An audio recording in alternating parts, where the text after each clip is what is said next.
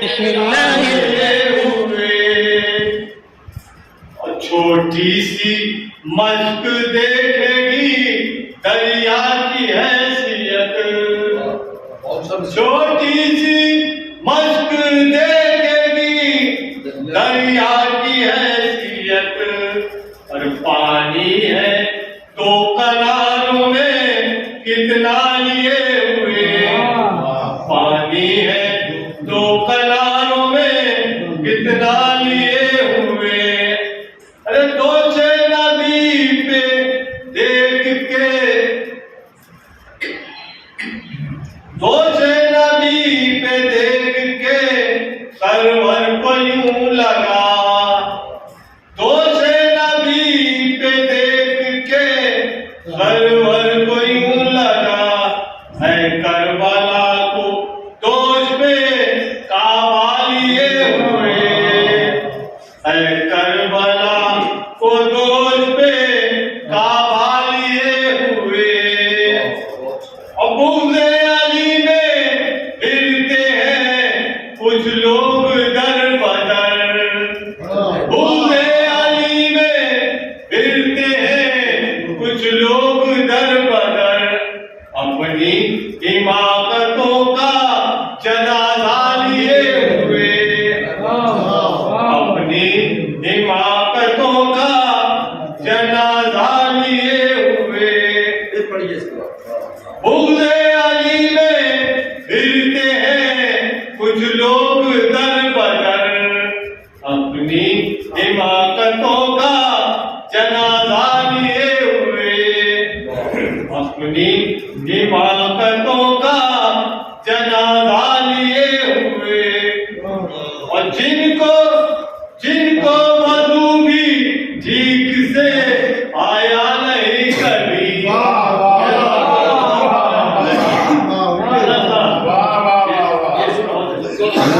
جن کو وضو بھی ٹھیک سے آیا نہیں ابھی، اور نکلے ہیں وہ بغل میں مصلی لیے، نکلے ہیں وہ بغل میں مصلی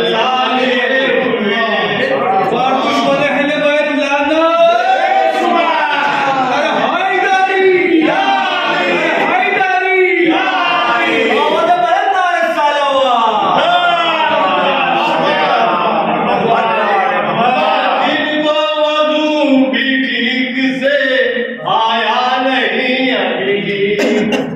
جن کو وضو بھی ٹھیک سے آیا نہیں ابھی، اور نکلے ہیں وہ بغل میں مصلی لیے ہوئے، نکلے ہیں وہ بغل میں مصلی لیے ہوئے، بابا نے بلنا ہے سلمان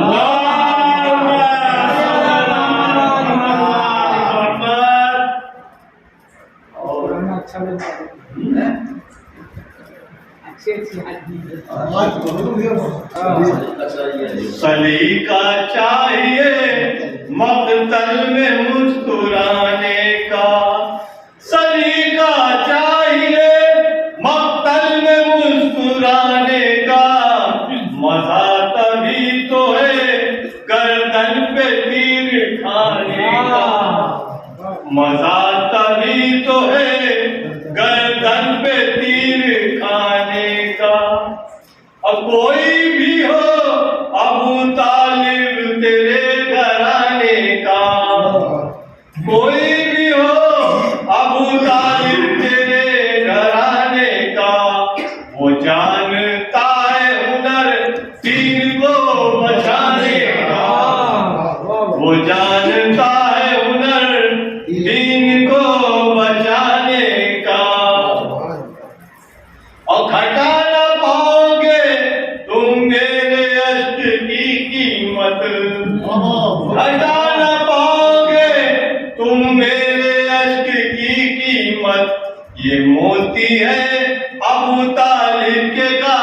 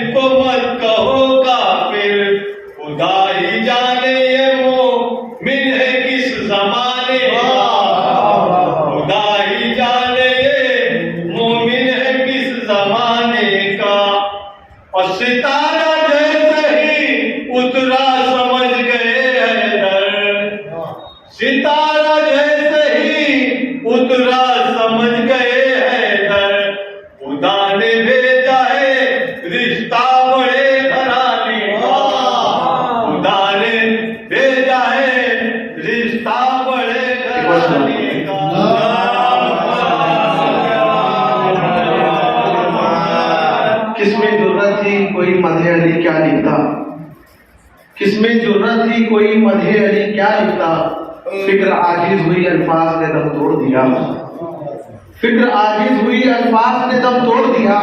پھر شوق ثنا لے کے نصیری اٹھا، پھر شوق ثنا لے کے نصیری اٹھا، اس نے حیدر کو خدا لکھ کے قلم توڑ دیا،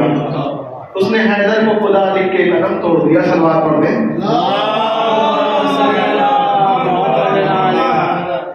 کہ خود میں خود اپنا گھر تیار کرنے دیجئے، خود میں خود اپنا گھر تیار کرنے دیجئے، مجھ کو مدح حیدر کرار کرنے دیجئے، مجھ کو مدح حیدر کرار کرنے دیجئے۔ اور قبر میں میں نے فرشتوں سے کہا ہٹ جاؤ تم، قبر میں میں نے فرشتوں سے کہا ہٹ جاؤ تم، مجھ کو میرے مولا کا دیدار کرنے دیجئے، مجھ کو میرے مولا کا دیدار کرنے دیجئے۔ ایک صلوات اور پڑھتے ہیں کہ طالب نے یزید کو ڈھونڈا بہت مگر، کہ طالب نے یزید کو ڈھونڈا بہت مگر، زیر زمین نہ ملا کربلا کے بعد، زیر زمین نہ ملا کربلا کے بعد، اور ہرا گیا حسین کے جانب یہ سوچ کر،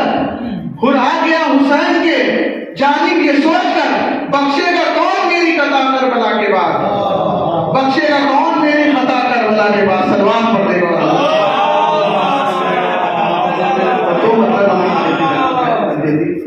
کہ شہ کے دم سے روشنی کا سلسلہ باقی رہا، شہ کے دم سے روشنی کا سلسلہ باقی رہا، بجھ گئے طوفان چراغے کربلا باقی رہا،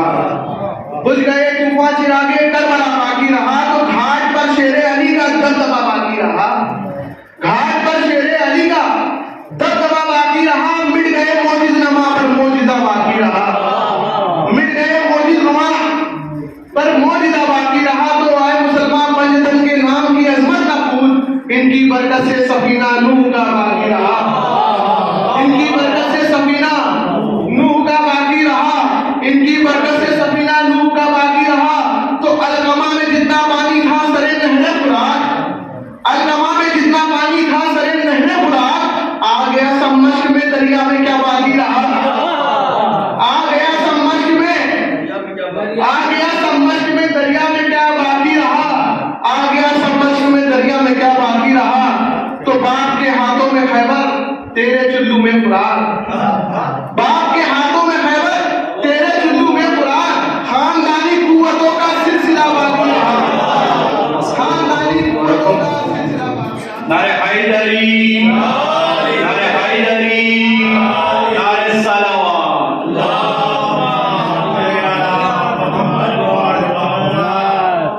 میرے تکلم صاحب کا یہ لکھا ہوا بند ہے آپ کی سماعتوں کے حوالے کہ حسین تم سا رسولوں میں نہیں دیکھا علی اکبر، حسین تم سا رسولوں میں نہیں دیکھا علی اکبر، زیارت تیری کرتا ہے تیرا بابا علی اکبر۔ یہ کس نے کہہ دیا سرکار کا سایہ نہیں کوئی، یہ کس نے کہہ دیا سرکار کا سایہ نہیں کوئی، محمد مصطفیٰ کا آپ ہیں سایہ علی اکبر، اور نہیں ہوگا تمہارا بھی کوئی سایہ علی اکبر، نہیں ہوگا تمہارا بھی کوئی سایہ علی اکبر، کبھی سائے کا سایہ ہو نہیں سکتا علی اکبر، کبھی سائے کا سایہ ہو نہیں سکتا علی اکبر۔ اور دیے راہب کو جس نے 7 بیٹے اپنی مرضی سے، دیے راہب کو جس نے 7 بیٹے اپنی مرضی سے، نماز شب میں اس نے آپ کو مانگا علی اکبر، نماز شب میں اس نے آپ کو مانگا علی اکبر۔ اور خدا کے لاڈلے کے، خدا کے لاڈلے کے لاڈلے ہو تم جبھی رب نے، خدا کے لاڈلے لاڈلے ہو تبھی رب نے عزا میں بھی تمہارا نام ہے رکھا علی اکبر، کہ خدا کے لاڈلے ہو تم جبھی رب نے عزا میں بھی تمہارا نام ہے رکھا علی اکبر۔ اور بانٹنے انبیاء سب 11ویں شعبان کو آتے ہیں، بانٹنے سب انبیاء 11ویں شعبان کو آتے ہیں در شبیر پہ لینے تیرا صدقہ علی اکبر، در شبیر پر لینے تیرا صدقہ علی اکبر، نہ کیوں کر یاد تجھ کو دیکھ کر اللہ کی آئے، نہ کیوں کر یاد تجھ کو دیکھ کر اللہ کی آئے، تیرا دادا ہے جب اللہ کا چہرہ علی اکبر، تیرا دادا ہے جب اللہ کا چہرہ علی اکبر۔ وہ اور یہ شعر سماعت فرمائیے گا کہ وہ کاغذ وزن میں یوسف کے ہم پلہ نظر آیا، وہ کاغذ وزن میں یوسف کے ہم پلہ نظر آیا، اور لکھا تھا جس پہ خالی نام ہی تیرا اکبر، کہ وہ کاغذ وزن میں یوسف کے ہم پلہ نظر آیا، لکھا تھا جس پہ خالی نام ہی تیرا علی اکبر، لکھا تھا جس پہ خالی نام ہی تیرا علی اکبر۔ اور اجازت دے محمد تو اسے بھی آمنہ کہہ دوں، اجازت دے محمد تو اسے بھی آمنہ کہہ دوں، وہ جس بی بی نے تم کو گود میں پالا علی اکبر، وہ جس بی بی نے تم کو گود میں پالا علی اکبر۔ یہ مقطع کا بعض سماعت فرمائے کہ تکلم کیسے پہچانیں گے اس کو لوگ محشر میں، تکلم کیسے پہچانیں گے اس کو لوگ محشر میں، رسول اللہ کے جب ساتھ آئیں گے علی اکبر،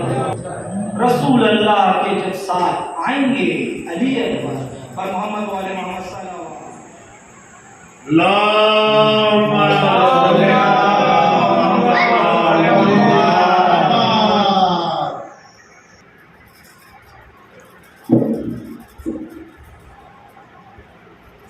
صل مزید ادارے حیات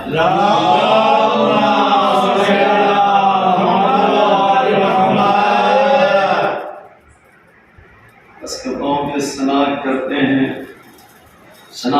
ہیں نہ چھپ کر نہ کرتے ہیں اشاروں میں، ثنا کرتے ہیں نہ چھپ کر نہ کرتے ہیں اشاروں میں، علی کی مدح کرتے ہیں کھلے لفظوں ہزاروں میں، ثنا کرتے ہیں نہ چھپ کر نہ کرتے ہیں اشاروں میں، علی کی مدح کرتے ہیں کھلے لفظوں ہزاروں میں۔ اور سماعت میں یہ کہ علی کے لال اکبر کا اگر لہجہ نہیں ملتا، علی کے لال اکبر کا اگر لہجہ نہیں دیتا، اذانوں کی صدائیں کھٹ کے رہ جاتی میناروں میں، علی کے لال اکبر کا اگر لہجہ نہیں ملتا، اذانوں کی صدائیں کھٹ کے رہ جاتی میناروں میں۔ اور ایک درود پڑھیا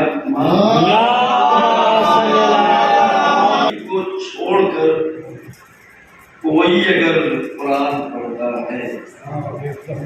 علی کو چھوڑ کر کوئی اگر قرآن پڑھتا ہے تو یوں سمجھو کہ ذات اللہ کو شیطان پڑھتا ہے۔ علی کو چھوڑ کر کوئی اگر قرآن پڑھتا ہے تو یوں سمجھو کتاب اللہ کو شیطان پڑھتا ہے۔ یہ سماعت میں کہ سمجھ پایا نہ اب تک لولو مرجان کا مطلب، سمجھ پایا نہ اب تک لولو مرجان کا مطلب، اگرچہ روز آپ سورہ رحمان پڑھتا ہے، سمجھ پایا نہ اب تک لولو مرجان کا مطلب، اگرچہ روز حافظ سورہ رحمان پڑھتا۔ شیخ سماعت میں یہ کہ مجالس اور مسجد ایک ہے مومن کی نظروں میں۔ شیر دیکھیے شریف بشیر کروں میں کہ مجالس اور مسجد ایک ہیں مومن کی نظروں میں، وہاں یہاں قرآن پڑھتا ہے وہاں تفسیر پڑھتا ہے، مجالس اور مسجد ایک ہے مومن کی نظروں میں، وہاں تفسیر پڑھتا ہے، یہاں قرآن پڑھتا ہے وہاں تفسیر پڑھتا ہے، یہاں قرآن پڑھتا اور شیخ سماعت فرمائیے کہ ہماری مجلسیں بھی قدسیوں کی درسگاہیں ہیں، ہماری مجلسیں بھی قدسیوں کی درسگاہیں ہیں، یہاں جبریل لکھتے ہیں، یہاں رضوان پڑھتا ہے۔ ہماری مجلسیں بھی قدسیوں کی درسگاہیں ہیں، یہاں جبریل لکھتا ہے، یہاں رضوان پڑھتے ہیں۔ شیخ سماعت میں یہ جناب دارو صاحب کہ مدارس اس طرف بھی ہیں، مدارس اس طرف بھی ہیں، مکاتب اس طرف بھی ہیں، مدارس اس طرف بھی ہیں، مکاتب اس طرف بھی ہیں۔ یہاں سلمان پڑھتا ہے، وہاں سفیان پڑھتا ہے۔ مدارس اس طرف بھی ہیں، مکاتب اس طرف بھی ہیں، یہاں سلمان پڑھتے ہیں، وہاں سفیان پڑھتا ہے۔ بہت بڑھیا۔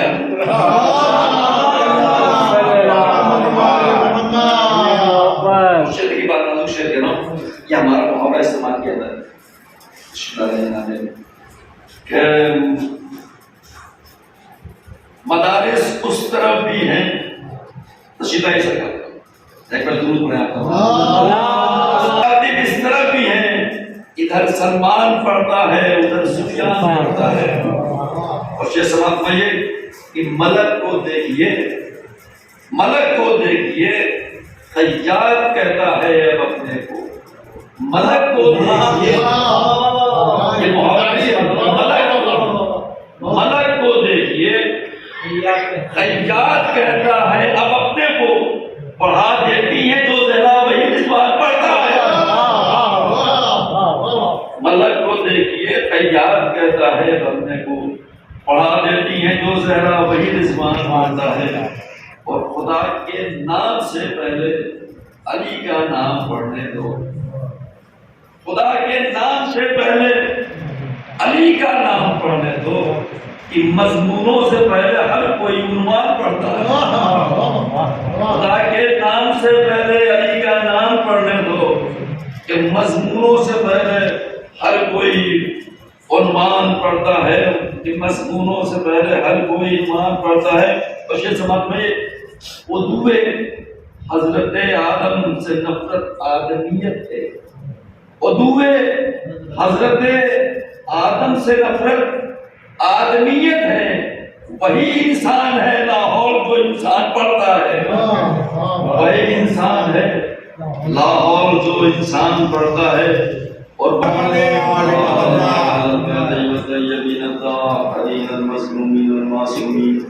ولعنة الله على دائم الجد يوم هذا لا قيام يوم الدين آمين يا رب العالمين۔ أما بعد فقد قال سبحانه وتعالى في القرآن المبين وهو أصدق الصادقين وقوله الحق بسم الله الرحمن الرحيم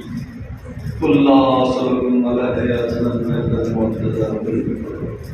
صلى الله عليه وسلم۔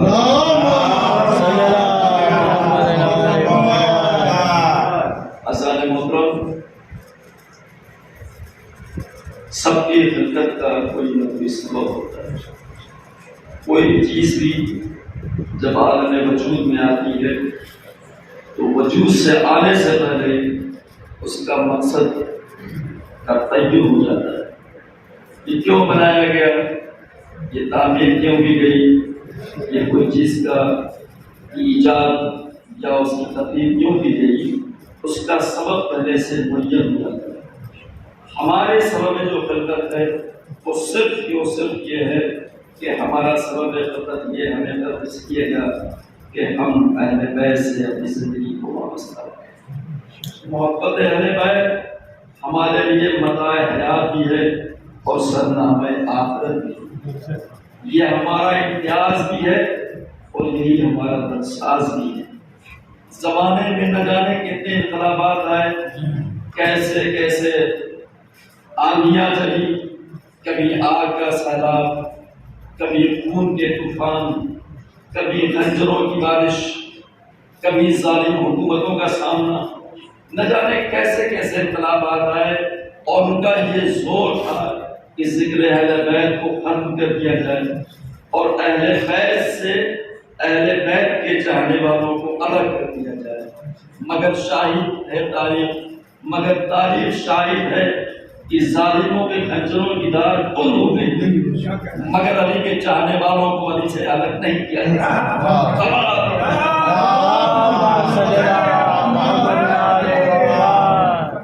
کم سے کم ظلم کا سلسلہ تو رہا طویل ہے، مگر کم سے کم بنی امیہ کی 80 سالہ حکومت ہے اور بنی عباسیہ کی کم و بیش 500 سالہ حکومت ہے، جنہوں نے اس بات پر پورا سر زور کر لگا دیا، اپنا حکومتیں لگا دی، سرمایہ لگا دیے، ثروتیں لگا دی، عسکری نظام لگا دی، سب کچھ اس پر لگا دیا کہ یہ ذکر ختم ہو جائے، یہ تذکرہ بند ہو جائے، نہ علی کا ذکر رہے، نہ آل علی کا ذکر رہے، نہ ان کے فضائل رہیں، نہ ان کے کمال رہیں، کمالات رہیں، نہ ان کے ذکر کرنے والے رہیں، نہ ان کے چاہنے والے رہیں، نہ یہ جو دوسرے عذاب تھے، نہ ذکر اہل بیت ہو، نہ قصیدہ خانیہ ہو، نہ ملتبت ہو، نہ مدح خوانی ہو، نہ نعرے بلند ہو، مگر سب کی زبانیں بند ہو گئی، نعرے حاضری کی گونج آج تک آ رہی ہے۔ سوال پڑھا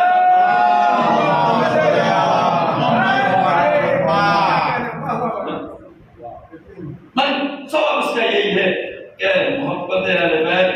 ہماری رگوں میں خون بن کر کے موجود ہے، اور جب تک یہ سلسلہ ہے تب تک یہ ذکر ہوتا رہے گا، زمانہ انقلاب آتا رہے، تبدیلیاں آتی رہیں، مگر ذکر اہل بیت آپ دیکھیے، اندازہ لگائیے نا کہ دنیا اس قدر کوشاں ہے کہ ذکر اہل بیت کو کم کر دیا جائے۔ بظاہر یہ دیکھیے کہ جس قوم کے پاس یہ سرمایہ ہے، یہ نعمت ہے، بظاہر اس قوم کے پاس نہ تخت ہے نہ تاج ہے، کیا دیکھیے، نہ اس کے پاس تخت ہے نہ اس کے پاس تاج ہے، نہ اس کے پاس ثروت ہے نہ اس کے پاس عسکری نظام ہے، نہ اس کے پاس کوئی لشکر ہے نہ اس کے پاس کوئی فوج ہے۔ لکھنے والوں نے بڑی اچھی بات لکھی، کہا کہ کوئی بھی قوم، کوئی بھی انقلاب، کوئی بھی مشن اگر اسے 3 چیز سپورٹ کر دیں تو ہمیشہ کامیاب ہو جاتا ہے۔ یعنی پہلی چیز لکھا اس نے، لکھنے والے نے بڑی اچھی بات لکھی، 3 چیز کسی کے پاس آ جائے یا سپورٹ میں آ جائے اس کے پاس یا خود ہو تو مشن کبھی ختم نہیں ہو سکتا، بلکہ دن اور رات بڑھتا رہے گا۔ پہلا اس نے لکھا کہ اگر اس کے پاس پاور آف ویلتھ آ جائے، یعنی اس کے پاس اگر دولت آ جائے، اور دوسرا لکھا کہ اگر اس کے پاس پاور آف ویلتھ آ جائے، اور اس نے لکھا کہ اس کے بعد اس کے پاس حکومت آ جائے۔ پہلی شرط یہ کہ دولت ہو، دوسری شرط یہ کہ اس کے پاس حکومت ہو، تیسری شرط یہ کہ اس کے پاس میڈیا ہو۔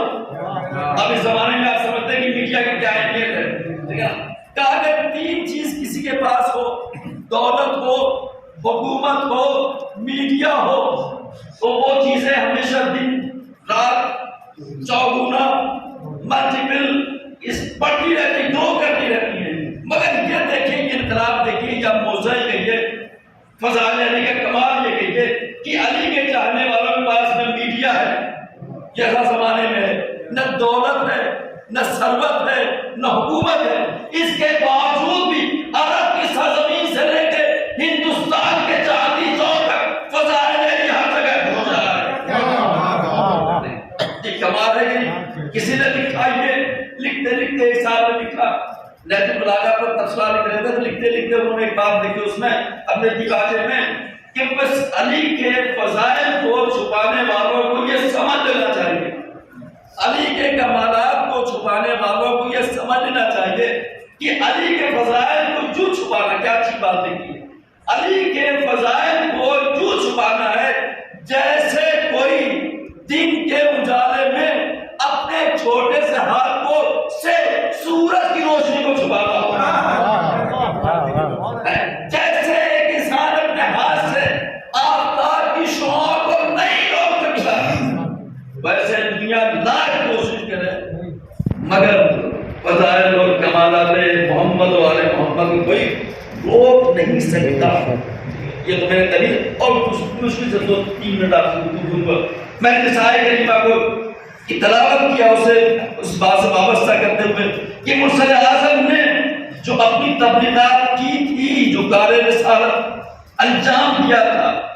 اور یہ بہت طویل بات ہوتا ہے کہ مختصر آپ سنی بات ہے، اس کو انہوں نے بیس بنایا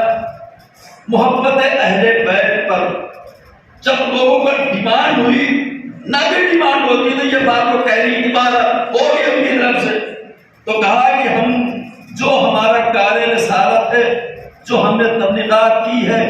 جو ہم نے تم کو وحشیوں کی صف سے نکال کر انسانوں کی صف میں لائے، تو ہم نے تمہیں یہ تمہاری زمین، یہ تمہاری پیشانیاں پتھروں کے سامنے جھکی ہوئی تھی، ہم نے اس کو پتھروں کے سامنے سے جھکی پیشانیوں کو بلند کر کے پروردگار کی راہ میں سجدہ ریز کر کے تمہیں آبرومند بنایا۔ تم حیوان تھے، ہم نے تمہیں انسان بنایا، انسانوں کو مسلمان بنایا، مسلمانوں کو صاحب ایمان بنایا، صاحب ایمان کو کمبر مسلمان بنایا۔ تو ہم نے ٹھیک یہ سب ہمارے کار رسالت کے سبب ہوا، تو اب اس کی اجرت، لیکن یہ نہیں کہا کہ تم ہم سے پیسے محبت کرو، بلکہ انہوں نے بیس رکھا ہوا، اس کہا کہ یہ ہماری اجرت کے بدلے میں ہے، اجرت کے بدلے میں ہے۔ اگر یہ کہہ دیا جاتا، مرسل اعظم یہ کہہ دیتے کہ بھئی اہل بیت سے محبت کرو، ہمارے قبلہ سے محبت کرو، اجرت کا لفظ نہ آتا تو بظاہر یہ پیغمبر اسلام کا امت کے لیے ایک آرڈر ہوتا ہے، ایک حکم ہوتا، اور اس مسلمان یہ کہہ کے شاید دامن بجا لیتا کہ ہم سے تو بہت سے احکام پیغمبر چھوٹ جاتے، نہیں مانتے، ایک یہ بھی چھوٹ گیا، مگر ایسا نہیں کیا، یہ نہیں کیا، بلکہ انہوں نے سارا بیس جو رکھا، بنیاد جو رکھی، اجرت پر رکھی، اجرت پر رکھی، قیمت پر رکھی۔ اور اتنا تو ہم بھی جانتے ہیں اپنے سماج میں کہ جس چیز کی اجرت طے ہو جاتی ہے، قیمت طے ہو جاتی ہے، تو اس وقت تک وہ چیز حلال نہیں ہوتی جب تک کہ ہم اس کا پیمنٹ نہ کرتے۔ اتنی تو ہم بھی بات جانتے ہیں۔ تو دنیا کے سماج میں، دنیا کے ماحول میں، دنیا کے نظام میں جب یہ قانون ہے کہ کسی چیز کی اجرت دیے بغیر اس کا استعمال کرنا ہمارے لیے ناجائز ہے، یعنی اس کا ہمیں کوئی فائدہ پہنچنے والا نہیں ہے، بلکہ فائدہ تو دور کی بات ہے۔ اگر کسی سے مکان کہیں سے آپ سامان لیں اور اس کی اجرت نہ دیں تو نتیجہ کیا ہوگا؟ وہ چیز آپ کے لیے غلط تو ہے، ساتھ ہی ساتھ آپ کو پنشمنٹ بھی دیا جائے گا۔ اب آپ دیکھ اندازہ لگائیے کہ آپ کو اس کے بدلے میں اگر آپ کہیں سے کوئی چیز دیتے ہیں، اس کو اجرت نہیں دیتے ہیں، تو آپ کے اوپر پنشمنٹ دیا جائے گا، معلوم نہیں کیا جائے گا، نظر انداز نہیں کیا جائے گا، اور پھر پنشمنٹ بھی اس معیار کا ہوگا کہ جیسی چیز آپ نے لی ہے۔ اگر کسی دکان سے آپ نے ایک ٹافی لیا ہے تو پنشمنٹ آپ کا اس ٹافی کے لحاظ سے ہوگا، مگر اگر کسی دکان سے آپ نے ڈائمنڈ اور سونا لیا ہے، گولڈ لیا ہے، تو پھر پنشمنٹ اس لحاظ سے ہوگا۔ اب اندازہ لگائیے کہ کار رسالت یعنی دین پیغمبر، یعنی ساری احکام شریعت کتنی قیمتی ہے، اس کو آپ استعمال کریں اور اس کی اجرت نہ دیں۔ تو آپ یہ بتائیے کہ صرف آپ کا نہ دینا وہ مال ناجائز نہیں ہے، بلکہ اس کے سبب آپ کو پنشمنٹ بھی دیا جائے گا۔ یہی سبب ہے کہ روز قیامت جب سوال و کتاب ہوگا تو کچھ لوگوں کو اس بات پر بھی پنشمنٹ اور سزا دی جائے گی کہ بغیر اہل بیت کی محبت ہے تم نے نماز کیوں پڑھی، روزہ کیوں رکھا، صلوات پڑھنے والا، اور ضروری ہے کہ ہم اسے محبت کریں۔ اب محبت کے طریقے الگ الگ ہیں، محبت کے اظہار کے طریقے الگ الگ ہیں۔ یہ ہمارا ذکر کرنا بھی محبت کا ایک طریقہ، اظہار کا طریقہ ہے۔ یہ مجلسیں اسی میں آتی ہیں، یہ محفلیں اسی میں آتی ہیں، یہ ماتم اسی میں آتے ہیں، یہ ان کا نام لینا اسی میں آتا ہے، یہ نعرہ لگانا، یہ سب محبت کے اظہار کا طریقہ ہے۔ چاہے ہم ماتم کریں تو بھی محبت کا اظہار ہے، مجلسیں کریں تو بھی محبت کا اظہار ہے، محفلیں کریں تو بھی محبت کا اظہار ہے، قصیدہ پڑھیں تو بھی محبت کا اظہار ہے، ہم شعر پڑھیں تو وہ بھی محبت کا اظہار ہے، آپ سن کے تعریف کریں وہ بھی محبت کا اظہار ہے۔ صلوات پڑھنے والا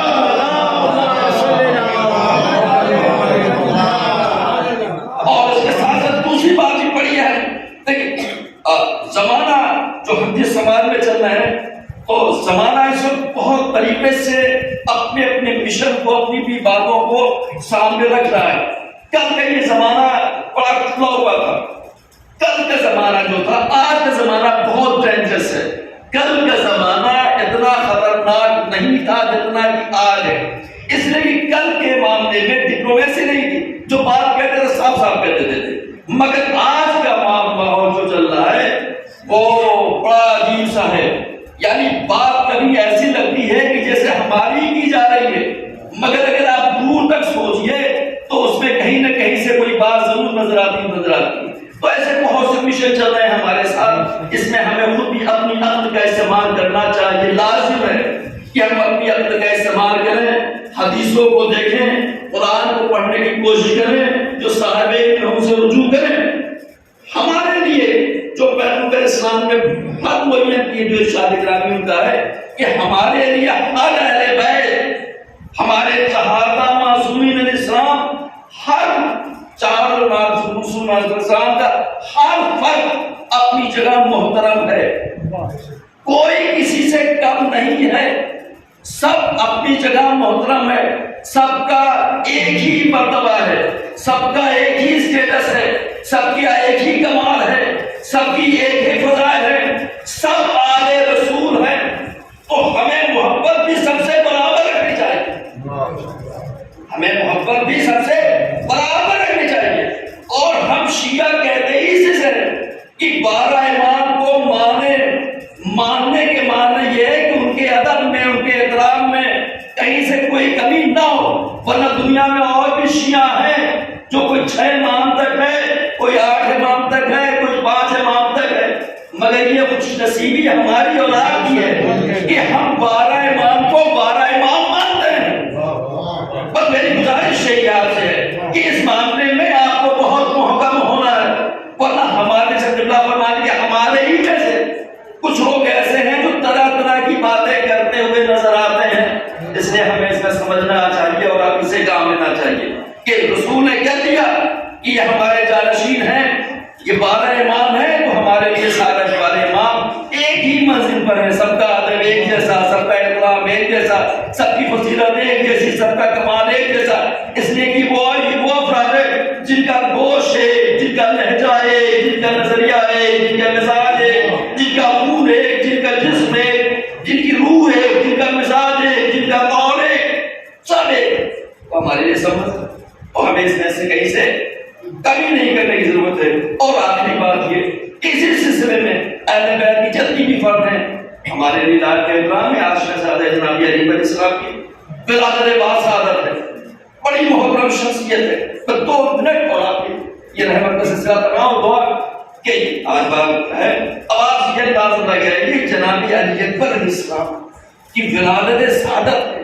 آج خانہ حسین میں اندازہ لگائیے کہ حسین کے گھر میں کس خوشی کا کیا لمحہ ہو، اس لیے کہ یہ وہ لال وہ ہے جس کی نماز شب میں حسین ابن علی نے دعا کی ہے، اور لال یہ وہ لال ہے جو سیرت میں بھی اور صورت میں بھی مرسل اعظم کی شبیہ ہے، اس لیے کہ کربلا کے میدان میں جب علی اکبر کو حسین ابن علی رخصت کر رہے تھے تو کہتے وقت یہی کہا، اب میں معبود تیری راہ میں اب وہ قربانی پیش کر رہا ہوں جو صورت میں، سیرت میں، رفتار میں، گفتار میں تیرے حبیب سے مشابہ ہے۔ تو اس کا مطلب یہ رسول ایک تو، اور یہ بھی اس میں جملہ ہے کہ میرے معبود جب رسول کی زیارت کا میں مشتاق ہوتا تھا تو اس کے چہرے کی زیارت کر لیتا۔ اب اندازہ لگائیے، ایک تو علی اکبر، اچھا ایک روایت یہ بھی ہے، میں اس کے بارے میں نہیں جانتا، میں کچھ نہیں کہہ سکتا، جو سنا ہے وہ سنا ہے، مگر ایک روایت یہ بھی ہے کہ علی اکبر علیہ السلام حسین ابن علی کی سب سے بڑی اولاد ہے۔ یہ روایتوں میں ہے، ہم تو پڑھتے چلے آ رہے ہیں، سنتے چلے آ رہے ہیں کہ حضرت زین العابدین علیہ السلام بڑی اولاد ہے، مگر روایت میں یہ بھی ہے۔ معنی کچھ دیر کی بھی فرض کر لیں تو آپ اندازہ لگائیے کہ جس کے گھر میں جب پہلی اولاد آتی ہے تو خوشی کا عالم کیا ہوگا۔ تو آپ ایک لہجے سے اگر آپ سوچیں تو حسین کے گھر میں یہ پہلی ولادت، اور وہ بھی ایسی ہے جو شکل میں، صورت میں، رفتار میں، گفتار میں تو بتائیے حسین کو کتنی محبت ہوگی. تاریخوں میں یہ ملتا ہے کہ حسین ابن علی سوئی ہوئی رات شب میں جب سب سو جاتے تھے تو آپ شب کے سناٹے میں اٹھتے تھے اور اٹھنے کے بعد کہلوانے علی اکبر تک چلتے تھے اور کھڑے ہو کر کے گھنٹوں دیکھا کرتے تھے. آخری بات کتنی محبت تھی اور حسن کا یہ عالم تھا کہ دور دور تک اس بات کی شہرت تھی کہ حسین کے گھر میں ایک ایسا بچہ آیا ہے جس کے حسن کا کوئی حساب نہیں ہے. اسی میں ایک شخص نے یہ منت مان رکھی تھی کہ اگر یہ میری مراد پوری ہو جائے گی تو میں رسول اللہ کی زیارت خود چل کے کروں گی. اور اس کی مراد پوری ہو گئی. مگر جب وہ مدینے میں آیا تو یہ پتا چلا کہ رسول کا انتقال ہو چکا ہے. وہ قطرے مایوس ہوا. مگر لوگوں نے ان سے کہا کہ جب یہاں تک آئے ہو تو حسین رسول اللہ کے گھر تک چلو, ان کے نواسوں سے مل لو. تب وہ آیا, آنے کے بعد حسین ابن علی سے ملاقات کی اور اس نے بتایا کہ میں نے ایسے ایسے منت مانی تھی اور رسول کا انتقال ہو گیا. کہا ٹھیک ہے, تم نے اگر منت مانی تھی تو میں تیری منت کے لیے انتظام کرتا ہوں. علی اکبر کا میں ایک ایسے شخص سے تم لاتا ہوں. تو نے کبھی رسول کو دیکھا ہے؟ کہا ہاں دیکھا ہے. کہا میں ایک ایسے شخص کو لاتا ہوں جس کی شکل, جس کی صورت, جس کا اٹھنا, جس کا بیٹھنا, جس کی رفتار, جس کی گفتار تیرے رسول سے بالکل ملتی جلتی ہو. کہا سرکار اگر ایسا ہو جائے تو کیا کہنا؟ تو یہ کہہ کے حسین ابن علی نے اپنے فرزند کو آواز دی. وہ تشریف لائے. اب جب تشریف لائے جناب علی علیہ السلام تو آنے والا تاریخ نے لکھا ہے کہ آنے والے نے جب جمال علی اکبر کو دیکھا تو دیکھتا ہی رہ گیا اور اس کے بعد وہ بے ہوش ہو گیا. یہ حسین اور حسن کا یہ عالم, لیکن اس میں کہیں سے مذاکرہ نہیں ہے. حسن میں بڑی کشش ہوتی ہے. اگر حسن میں کشش نہ ہوتی تو جمال یوسف کو دیکھتے ہوئے لوگ اپنی انگلیوں کیسے کاٹتے تھے اور پتہ نہ چلتا. یہ میں ایگزیگریشن نہیں کر رہا, یہ بات حسن میں بڑی کشش ہوتی ہے. قرآن خود اس کو نوٹ کر رہا ہے. آپ کہہ نہیں سکتے فسانہ ہے یا افسانہ ہے, قرآن کا خود ریکارڈ ہے کہ جب حسن یوسف, جب یوسف علیہ السلام وہاں کے زنانے مصر کے درمیان سے گزرے اور زلیخا نے جب حکم دیا کہ اب اپنے اپنے پھلوں کو کاٹ لو, تو تاریخ ملتی تاریخ قرآن کی کہتا ہے کہ کاٹنے والوں نے چھری لے کر کے چلا تو دیا اور کٹنے ہوئی چیز کٹ بھی گئی, مگر یہ نہ پتا چلا کہ کٹا کیا ہے. جب یوسف گزر گئے تو پتا چلا کہ یہ صاحب یہ بجائے پھل کے ہماری انگلیاں کر گئی ہیں. تو یہ تو یوسف کے ایک حسن کا معیار تھا یا اس کا کیا اثر تھا. اب آپ یہ اندازہ لگائیے جو فخر یوسف ہو اس کو دیکھنے کے بعد کیا کیا ہوئی ہوگی. تو شخص بے ہوش ہو گیا اور جب کچھ دیر کے بعد ہوش آیا اس نے اب ظاہر سی بات ہے کلمات اس نے تعریف کیے, سبحان اللہ الحمدللہ کیا خوبصورت ہے, خدا بلند رکھے سلامت رکھے, ساری تعریف. اس کے بعد اس نے کہا کہ مولا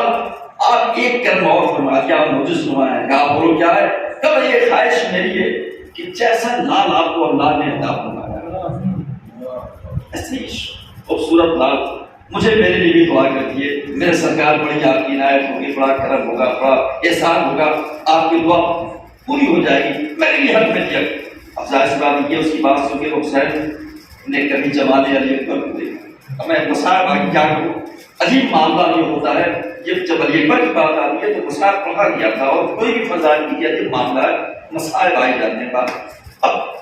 حسین ابن علی نے ایک بار جمال علی اکبر کو دیکھا اور ایک بار اس کے چہرے کی طرف دیکھا. کچھ دیر تک خاموش رہے, پھر خاموش ہونے کے بعد اس سے پوچھا ٹھیک ہے میں دعا کو کر دیتا ہوں, میری ایک بات بتا بھائی, یہ اگر تیرا لال کبھی زخمی ہو جائے تیری نگاہوں کے سامنے تو اس پر کیا ہوگا؟ اس نے ہاتھوں کو جوڑ دیا, سرکار یہ نہیں, آپ نے یہ جیسے کہا میرے دل کا جب عالم ہو گیا. اور حسین نے اس سے کہا کہ بھائی اب اس کے آگے مجھ سے نہ کہنا, یہ جو میرا لال ہے اس کے ساتھ کیا ہونے والا ہے, میں محفل کا لحاظ کر کے باتوں کو بدل کر رہا ہوں. تو یہ اندازہ لگائیے کہ علی اکبر کی وہ شخصیت کی, پیدا تو حسین کے گھر میں ہوئے تھے, بالا میں جناب زینب تھے. تو مبارکباد کو حق بنتا ہے کہ ولادت باسعادت کی مبارکباد ثانیہ زہرا جناب زینب سلام اللہ علیہ کو دے. اور یہ جنگ کربلا جو دین کا معیار ہے, جسے دین اب تک سلامت ہے, وہ اس کربلا کی مہم کی جو پہلی ہے آزمائشوں پہلی ہوئی وہ جناب علی اکبر کی اذان ہے. عاشور کے دن سنے عاشور جو جنگ کا کی آغاز ہوا ہے وہ تیروں سے نہیں حسین کی طرف سے ہوا ہے. وہ جنگ کا آغاز علی اکبر کی صدائے اذان سے ہوا تاکہ زمانہ سن لے کہ رسول کدھر ہے, رسول کی آواز کدھر ہے, رسول والے کدھر ہے. بس اس کے ساتھ میں نے اس کو تمام کیا. بسم اللہ الرحمن الرحیم. ان اللہ ملائکتہ یصلون علی النبی یا ایھا الذین آمنوا صلوا علیہ وسلم تسلیما.